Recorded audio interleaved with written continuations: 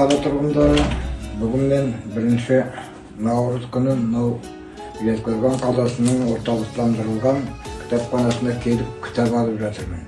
Мен осылардың жиі қонағы болып тұрам. Жақсы жабдықталған, ішіндегі жұмыскерлері, кітапханашылар барлығы да бір инноватты адамдар. Келсең жақсы қарсы алып. Жезқазған қаласының орталықтандырылған кітапханасына алғысымызды білдіреміз. Бізді жылы қарсы алып, қолайлы орта жасап жүрген кітапхана қызметшілеріне ризашылығымызды білдіреміз. Алғыс айту күні құтты болсын. Мен Жезқазған қаласының орталықтандырылған кітапханасының оқырманымын, және мен бұл кітапханаға деген алғысым шексіз.